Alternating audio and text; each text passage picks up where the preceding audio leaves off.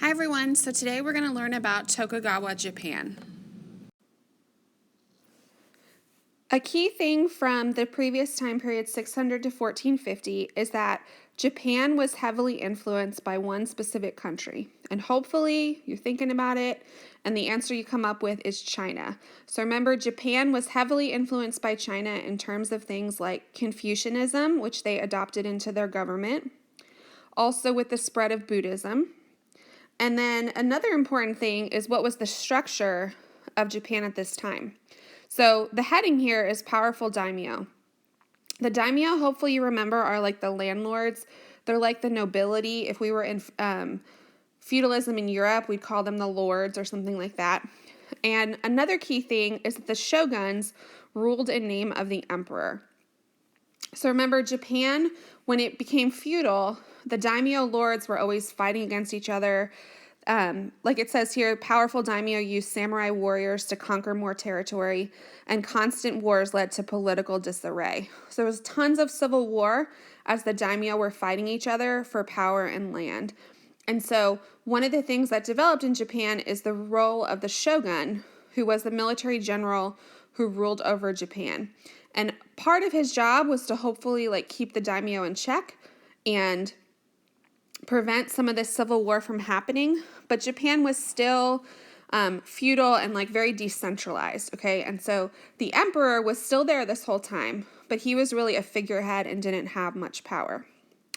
A series of powerful daimyo gradually united Japan with gunpowder weapons purchased from Portuguese traders. So what happened over time is as Europeans arrived in Asia to trade, some of the Japanese bought weapons, firearms, from these traders, and those people were able to kind of consolidate power and take over from the others that didn't have those types of weapons. And so the most important shogun of this time period is Tokugawa Ieyasu, who became shogun in 1603.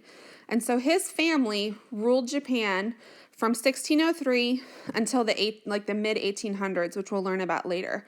And so this period in Japan is called Tokugawa Japan.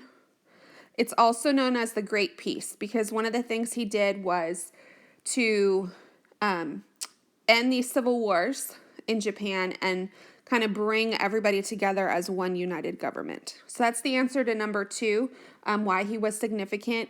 He seized power and was able to consolidate power, stop the daimyo wars, and become one more centralized ruler of Japan.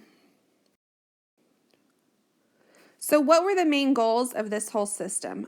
This is called the shogunate, the time when the shogun rules. It's also called the bakufu, so in your reading you may see that word. It's the same kind of thing. The main goals of the ruling shogun during the Tokugawa period were to limit rebellion and keep the daimyo under control. So they don't want the daimyo lords to have all the power anymore. They want the central government to have more power and to limit the wars between daimyo families. And so they developed different systems to actually be able to do this. One is called the alternative attendance or hostage system. So the daimyo and their families, remember, they're lords. They have big estates out in the countryside, big farms where they have lots of servants and peasants and all these kind of people who live on their, in Europe, we'd call it a manor. And so to keep them under control, because they're way out in the country, away from the central government, the government required that the daimyo and their families would live every other year at the Tokugawa court in Edo, which became Tokyo.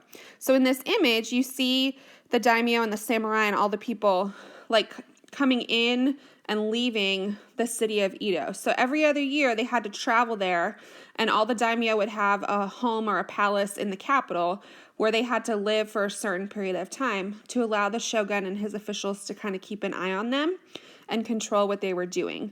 And even in the off years, when they would go back to their estate, they had to leave at least one family member in the capital so that if they started doing something that the shogun didn't like, he could threaten that family member. So that's the hostage system, which we've talked about before. Also, another way that they kept them under control is they had to obey a lot of new restrictions and regulations. So for example, if a daimyo family member wants to marry someone from another family, they have to get that approved by the government. And the purpose is that these families can't be making these alliances that are gonna allow them to, say, overthrow the government or seize power or something like that. They have limits on construction projects and building up palaces and things like that. And then again, limits on alliances and meetings. Like they can't hold secret meetings among the families where they plot different things against the government, all those kind of restrictions. They never directly taxed the daimyo, but required them to donate raw materials and labor to government projects. So it's not an official tax, but if the government, say, needs to build new roads, the daimyo would have to provide building materials and provide some of their servants or peasants to go work for the government. So it's like an unofficial tax.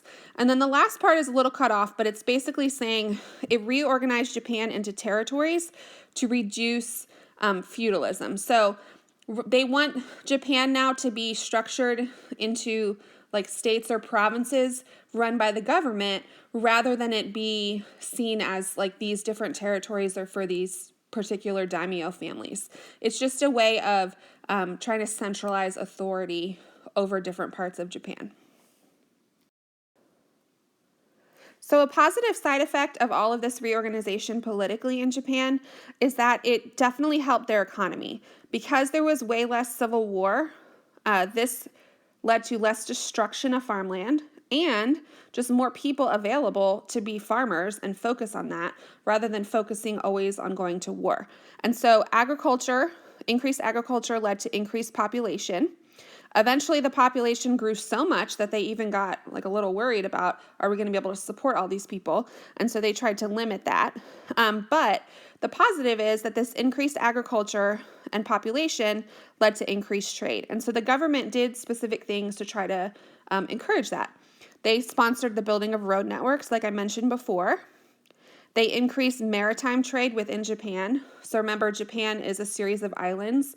So they encouraged the different islands within Japan to share resources and trade amongst themselves. The government issued currency to facilitate trade, and we've talked before about how that would help. And then the increased population also led to the increased growth of cities. So Edo, which was the capital, you can see some statistics there of how quickly it grew. From 1600, they had 5,000 people. By 1610, after Tokugawa Ieyasu had taken over and established it as the official capital, like it just exploded in population. And markets were naturally created in these cities because we know whenever people gather together and bring their products, people naturally start trading. And so as cities grew, it enhanced trade even more within Japan. One of the issues that developed as the civil wars of the daimyos ended is what happens to the samurai, because the samurai are this warrior class who've been trained their whole lives to fight, and now people aren't fighting as much. What are they going to do? And so this caused some issues because the samurai now are out of work. They don't really have the same place in society. And so one of the problems that developed is that a lot of the samurai turned to criminal activity as a way to make money since they didn't really have the same role anymore. And so what the Tokugawa government did is encourage them to become salaried members of the government. So they're saying, we want you to come work for the government and we'll pay you a regular salary as any other government official. So the samurai were encouraged to become bureaucrats or scholars working within the government. And so then they would become salaried and they were paid in rice so that they could survive and make a living. Even though the samurai still had this kind of respectful position in society, like people still looked on them honorably, they didn't have the same way to make money and become wealthy and powerful because they're not necessarily being like granted land by daimyo anymore or something like that. And so it just created a lot of tension in society because this social class that had been such a part of history, their role is just dramatically changing. By law, the samurai couldn't be farmers or businessmen. So there were laws about what kind of jobs people could have based on their social class. And so traditionally, people who belonged to the samurai class couldn't have those jobs. So that was another obstacle as these samurai are looking for a new way to make money and survive, that not all options are open to them. And so As the economy of Japan grew, like we just talked about, as trade increased, agriculture increased, the samurai are kind of left out of that. And so this creates issues with samurai revolts and rebellions as they're struggling to find their place in society. So two key things to take away. Again, I would say it led to samurai upheaval, revolts, rebellions, and then samurai were encouraged to become salaried by the government and work as bureaucrats instead of in their traditional position as warriors. There's a lot of culture that comes out of this period in Japan, and I'm not going to talk much about it because there's a lot about it in your homework that you should be doing, but you can just list some examples. So woodblock prints, which we learned about when we studied China 600 to 1450, those were very popular. Poetry such as haiku poetry, which I'm sure a lot of you are familiar with, continued to be a really important part of culture, and a lot of poetry focused on nature and themes of different emotions. Novels, we learned previously about the tale of Genji and Lady Murasaki and how the modern novel like really kind of originated in Japan. That continued to be a popular form of literature. And then kabuki theater, which you see some examples here, a type of theater that became very popular form of entertainment, especially among the upper classes, really developed during the Tokugawa period. So the last major thing is, how did Japan change and react as Europeans came to Asia looking to trade and also looking to spread their religion and culture? So one of the first Europeans that played a large role in Japan was the Jesuit priest Francis Xavier. And we've learned about the Jesuits and how one of the major focuses of the Jesuit Catholic priest was missionary activity. So they went throughout the world, like we talked about them a lot in Latin America, trying to convert the Native Americans. One of their goals is to convert people and find followers for the Catholic Church. All right, so Francis Xavier arrived in 1549 to convert the Japanese to Christianity. Initially, this religion appealed to people. Some people converted just like because they liked the religion, but other daimyo saw this as an opportunity to establish trade relationships with Europeans, and so they may have converted for that reason, so they had like a common religious tie. Eventually, however, as Christianity spread and caught on in Japan, there was a backlash against it, especially by the Japanese Tokugawa government, who saw it as a threat to traditional Japanese culture and religion. So they saw Christianity spreading and thought, we're going to lose kind of the things that make us traditionally Japanese, like say Shintoism and other religious things like that. And so the shoguns started to restrict European access to Japan to try to maintain their own authority and not let European culture overtake them. One of the things that they had a problem with, especially with Christianity, is that Christianity says there's only one God, you can have no other gods. Like there's only one true faith, okay? You believe in Jesus, that's it. All these other religions in the world are not true religions. But in Japan, remember, they'd had a history of blending religion.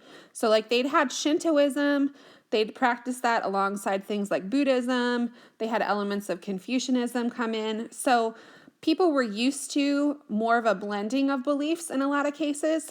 And Christianity really didn't allow that, especially as taught by the Catholic priests. And so that all caused the upper class people, the government, to really try to not allow Christianity to keep spreading. And so this led the Tokugawa government to try to close off Japan from European contact. And so after 1639, this part is cut off here, but I'll tell you what it says. After 1639, they restricted the movement of Europeans very much within Japan.